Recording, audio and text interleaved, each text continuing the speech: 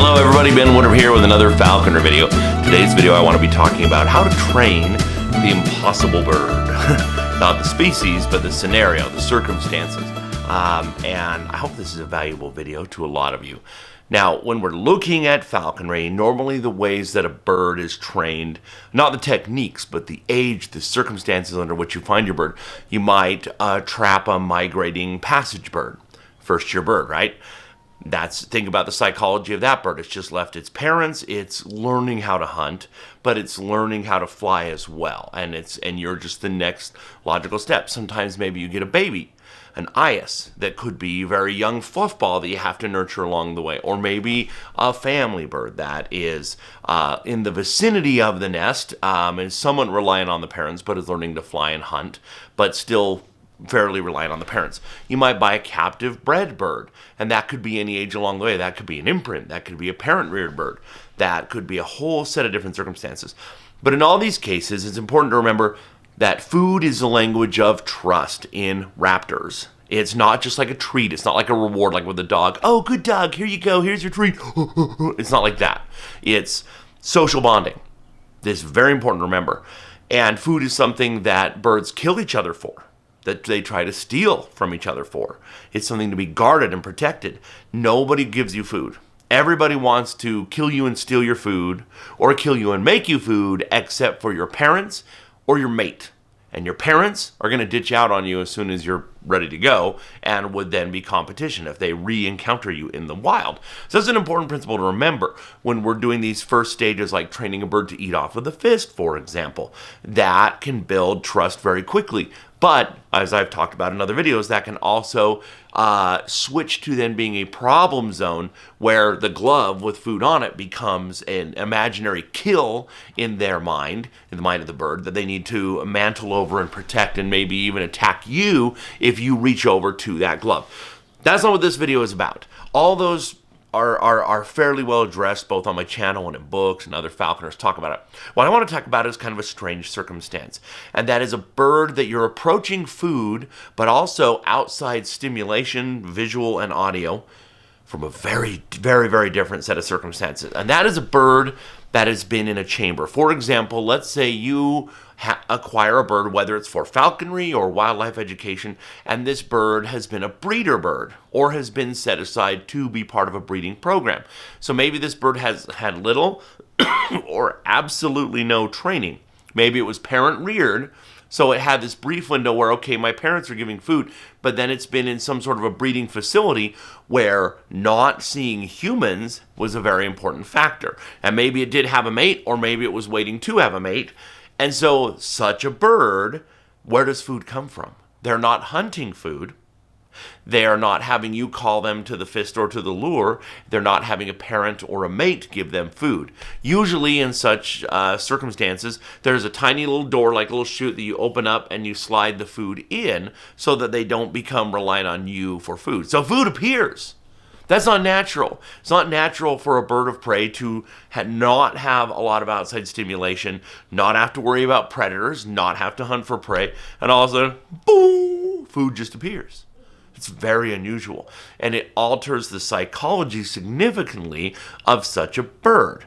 So let's go through. Normally we understand, let's say, excuse me, let's say you trap a red-tailed hawk that's migrating through and you start training it. First you train it to sit on the fist, right? And then eat off the fist and hop to the fist, fly to the fist, and then free fly, and then you maybe switch to a lure. It's a bit different with a bird that has been in a breeding program or that has not had outside stimulus. And so that is the first thing. The principle you need to remember is that this bird, sensory-wise, is insanely overwhelmed. Everything is new. If it's been in a very simple environment of a breeding program, it's not used to wind. It's not used to trees moving. It's not used to seeing people at all, let alone crowds. It's not used to all these kind of things. It's also not used to anyone or anything giving it food. It's used to food appearing. And so the best way to tackle such a bird, if you can get them, such a bird, I do try, under the circumstances, I try to get them to eat off of the fist. But a lot of times they won't because they're just confused. Be patient and be respectful of that confusion, and they might be visually overwhelmed by everything around them. But still, food is the language of trust. Food is the vector through which a falconer or wildlife educator builds any kind of a bond or a sense of safety on the part of the bird, and so it's vital. So what I usually do is, first of all, I will put them on a perch.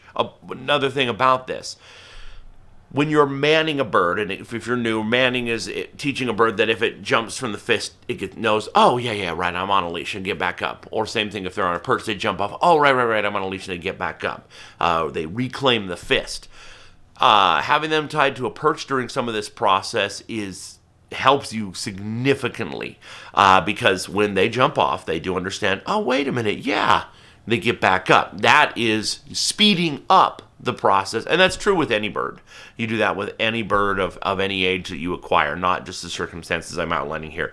But so when you're doing that and they're starting to acclimate to this perch, then try to let them eat off of that perch. And again, this is probably new to them. When you let them eat off of this perch, the principle is they know how to eat food.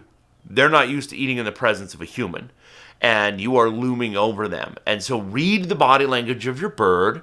Once they start hopefully having both feet on that meat and start plucking, pulling feathers, start to approach. And if they stop, either wait or back up a few feet. And once they have really started eating, then go ahead, walk around the bird, get them used to you looming, be gentle, be understanding of their body language.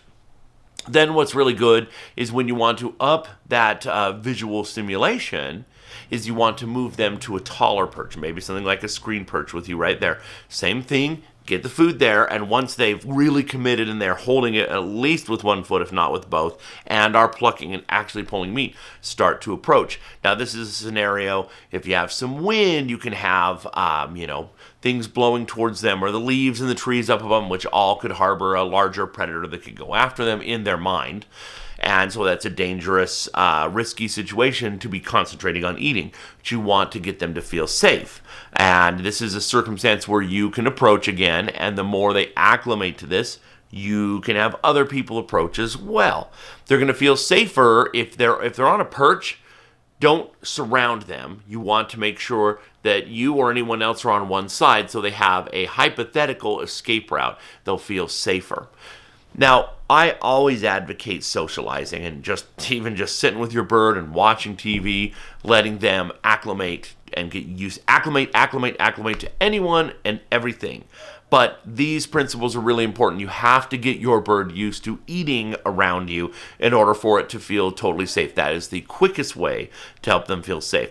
Now, once you've done this, every bird's different for a few days or even a few weeks in an extreme case, like maybe with a lot of the gyr falcons, then you can transition this and start taking a more normal approach. Get them to eat off of the fist, get them to hop to the fist, fly to the fist. But a lot of times, because they're not just getting used to the idea of eating in your presence, they're getting used to this whole other world of color and stimulation and moving objects that they didn't know when they were in a breeding program. And so be aware of that. That is the principle. Be aware of that difference for them, accommodate it, be patient, and help them make this kind of transitional time before you get to the regular training techniques that we do with all other birds in a regular circumstance. So this principle applies in a lot of different ways, a lot of different circumstances, not just birds that were in breeding programs. But some of these birds with that extra patience and help that have never been hunted can turn into amazing falconer birds and game hawks. So I wanted to share it and pass it on. Hope you enjoyed this video. Let me know your comments and questions down below, as well as any suggestions you have for future videos. And if you haven't already, please hit subscribe. And as always, happy hawking.